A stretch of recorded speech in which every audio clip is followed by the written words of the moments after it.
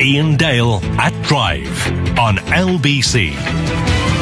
Hello, very good evening. Welcome to the show. Come on, David Cameron. The broadcasters have invited us. The public expect it. Just say yes and stop making excuses. Not my words, the words of Nick Clegg, the Deputy Prime Minister. He's just tweeted that. Why does he say it? Because David Cameron says he won't take part in election TV debates unless, wait for it, the Green Party are invited to take part too. However, Ofcom, as the plot thickens, have said that the Green Party won't be considered a main political party in the run-up to the election, so they won't get equal time, therefore they won't take part in the debates. You couldn't make it up, could you?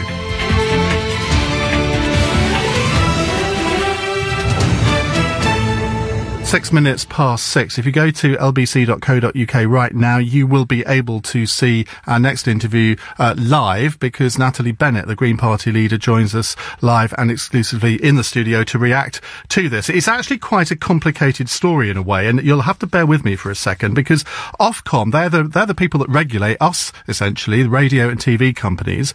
They've published a consultation document on political parties that they consider to be major political parties ahead of the election.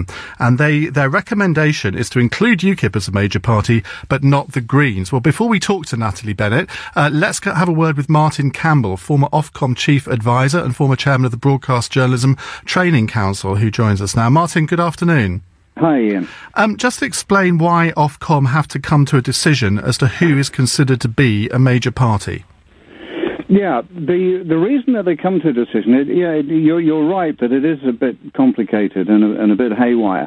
What happens is that essentially it's Ofcom's job to work out initially who is able to take party election broadcasts during the run-up to the election.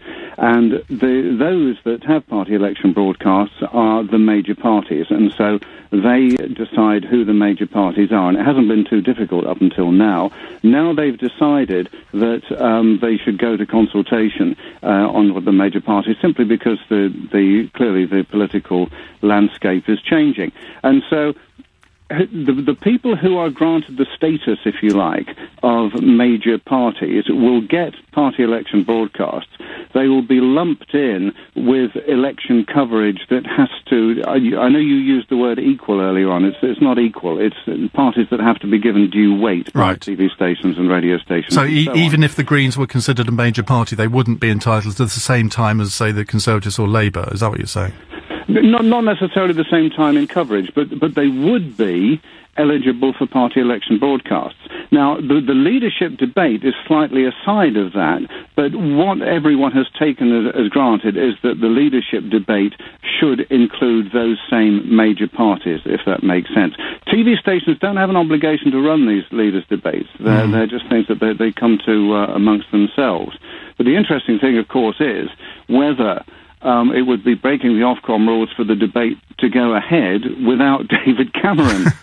And so it's a little bit like a Whitehall farce. But when, just very briefly, when you look at the Greens' case here, they have an MP, they have MEPs, they control a council, they're going to be standing in the majority of parliamentary seats. I think their case would be stronger if they committed to stand in all of them.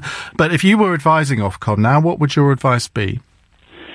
If I was advising Ofcom now, I would say that, and what they've given, of course, is only an initial view. This does go out to consultation, but I honestly think the consultation will make very little difference. I think the Greens will lobby Ofcom, and I think that they will therefore demonstrate that they're able to demonstrate lobbying activity. It won't change the actual criteria. This has to be quite a high threshold.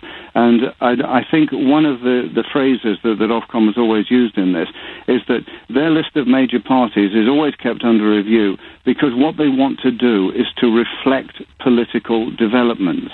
And, and it's UKIP that is probably at the forefront of political developments, more so than the Green Party. Martin, thank you very much. That's Martin Campbell, former Ofcom Chief Advisor. Well, Natalie Bennett was sitting there patiently listening to Martin give his words of wisdom.